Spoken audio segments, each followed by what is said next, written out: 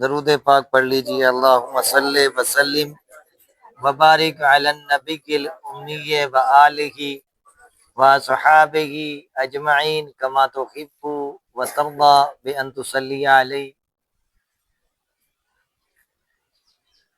کل ہم لوگوں نے حضرت سیدنا ابراہیم علیہ السلام کے تعلق سے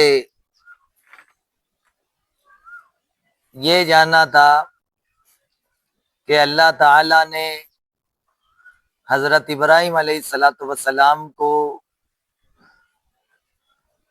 چند باتوں کے ذریعے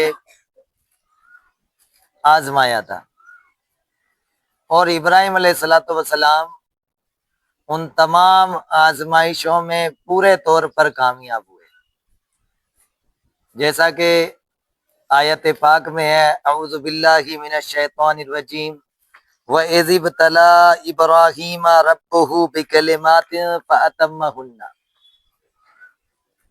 تو ابتلا جو ہے آزمائش کو کہتے ہیں، یہ جانا تھا ہم نے۔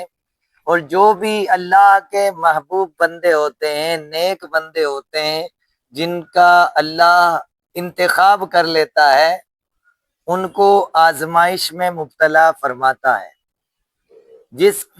جس کو جتنی بڑی پوزیشن حاصل ہوگی، اس کو اتنی ہی بڑی آزمائش میں گرفتار کیا جاتا ہے۔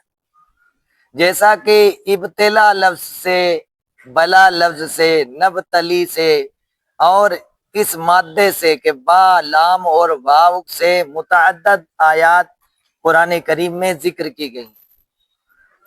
سورۃ الفجر میں آیت نمبر 15 اور 16 میں رب تعالیٰ ذکر فرماتا ہے، اعوذ باللہ من الشیطان الرجیم فَأَمَّا الْإِنسَانُ إِذَا مَا ابْتَلَاهُ رَبُّهُ فَأَكْرَمَهُ وَنَعَّمَهُ فَيَقُولُ رَبِّي أَكْرَمَنِ۔ لیکن آدمی تو جب اسے اس کا رب آزمائے کہ اس کو جاہ یعنی مرتبہ اور نعمت دے، جب تو کہتا ہے میرے رب نے مجھے عزت دی۔ وَأَمَّا إِذَا مَا ابْتَلَاهُ فَقَدَرَ عَلَيْهِ رِزْقَهُ فَيَقُولُ رَبِّي أَهَانَنِ۔ اور اگر آزمائے اور اس کا رزق اس پر تنگ کرے تو کہتا ہے میرے رب نے مجھے خوار کیا۔ ان آیات میں انسان کی آزمائش کا بیان کیا گیا کہ اللہ تعالیٰ بندوں کو مال و دولت اور نعمت و عزت دے کر کے بھی آزماتا ہے اور واپس لے کر کے بھی آزماتا ہے۔ کسی کو غریبی دے کر کے آزماتا ہے تو کسی کو تونگری سے آزماتا ہے، کسی کو نعمتوں کی فراوانی دے کر کے آزماتا ہے تو کسی سے نعمتیں لے کر کے آزماتا ہے۔ غرض کے آزمائش سب کی ہوتی ہے، مگر جو نیک بندے ہوتے ہیں وہ اللہ کی رضا پر راضی رہتے ہیں۔ اس کے علاوہ بھی سورہ انسان آیت نمبر 2، سورہ ملک آیت نمبر 2، سورہ ہود آیت نمبر 7، سورہ محمد آیت نمبر 7، سورہ بقرہ آیت نمبر 155، سورۃ الانبیاء آیت نمبر 35، سورۃ الاعراف آیت نمبر 168، سورۃ الدخان آیت نمبر 33، سورۃ الصافات آیت نمبر 106 میں بھی ابتلا، یبتلی، نبتلی وغیرہ جیسے کلمات کے ساتھ آزمائش کا ذکر کیا گیا ہے۔ حدیث شریف میں ہے، ان عظم الجزاء ما عظم البلاء وان اللہ اذا احب قوما ابتلاهم، یہاں بھی ابتلا کا لفظ ہے، ابتلاهم فمن رضی فلہ الرضا ومن سخط فلہ السخط، رواہ الترمذی وابن ماجہ۔ سیدنا امام ترمذی اور امام ابن ماجہ رحمت اللہ تعالی علیہما نے اس حدیث کو تخریج کیا ہے کہ بے شک بڑی جزا بڑی آزمائش کے ساتھ ہوتی ہے، اور اللہ جب کسی قوم سے محبت کرتا ہے تو انہیں آزمائش میں ڈالتا ہے، پھر جو راضی رہے اس کے لیے اللہ کی رضا ہے، اور جو ناراض ہو اس کے لیے ناراضگی ہے۔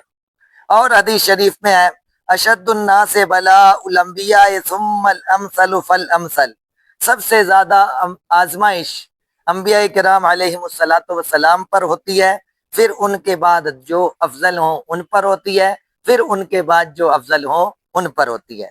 ان تمام باتوں سے یہ بات اظہر من الشمس وابین من الامس ہو جاتی ہے کہ اللہ تعالیٰ اپنے محبوب بندوں کو آزماتا ہے، پھر ان کے درجات کو بلند فرماتا ہے۔ بہرحال ابراہیم علیہ السلام کے لیے ذکر کیا بے کلمات، چند باتوں کے ذریعے سے آزمایا۔ ان میں سے ایک آپ کے کل میں نے ذکر کیے تھے، کتنے لقب ہیں؟ 3۔ کتنے؟ نمبر 1 آپ خلیل اللہ ہیں، نمبر 1 خلیل اللہ ہیں کہ اللہ نے آپ کا ذکر فرمایا واتخذ اللہ ابراہیم خلیلا، اللہ نے ابراہیم کو خلیل بنایا۔ دوسرا آپ کا ہے کہ آپ تمام بہت سے انبیاء کرام علیہم السلام کے جد امجد ہیں، اس لیے آپ کا لقب ابو الانبیاء ہے، آپ کا لقب۔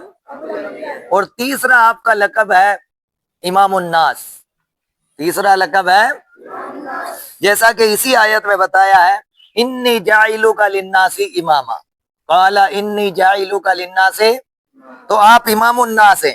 تو حضرت ابراہیم علیہ السلام کو جب خلیل بنایا، فرشتوں نے کہا کہ تو نے کیسے کو خلیل بنایا؟ کیا وہ تیری محبت میں اتنا گرفتار ہے کہ جو بھی میسر ہو اس کو تیرے لیے ترک کر دے؟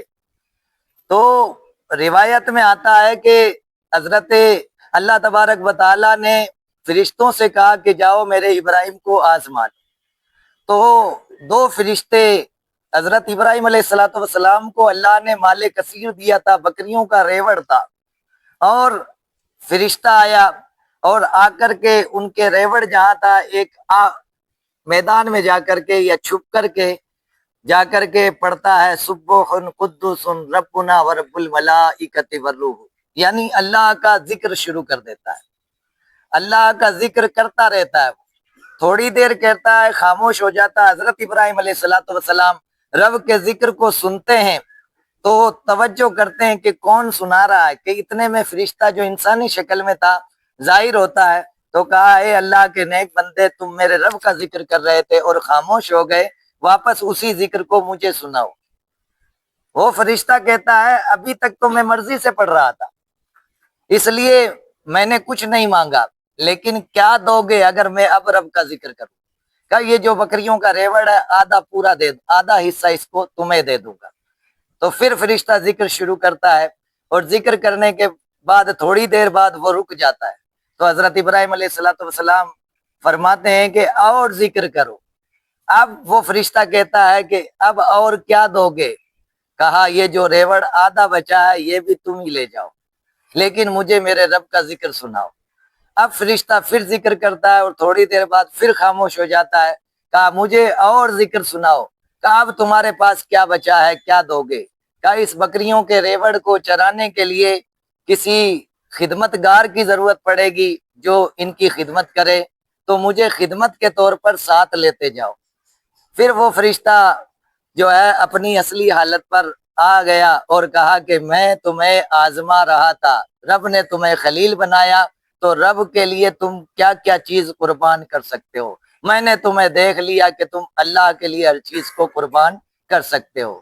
تو یہ تو ایک چھوٹی سی آزمائش تھی، پھر بڑی آزمائشوں میں آتش کدہ نمرود میں جانا، اور پھر اسماعیل علیہ السلام اپنے بیٹے کو قربان کرنا، اور اس کے علاوہ اور بھی آزمائشیں تھی جو آپ نے ہجرت کی، انشاءاللہ آئندہ اس کی وضاحت کی جائے گی۔ رب قدیر ہمیں ان باتوں کو زیادہ سے زیادہ جاننے، سننے، سنانے، پڑھنے، پڑھانے کی توفیق عطا فرمائے۔ استغفر اللہ ربی من کل ذنب واتوب الیہ، اشہد ان لا الہ الا اللہ وحدہ لا شریک لہ، واشہد ان سیدنا مولانا محمدا عبدہ ورسولہ۔ السلام علیکم ورحمۃ اللہ۔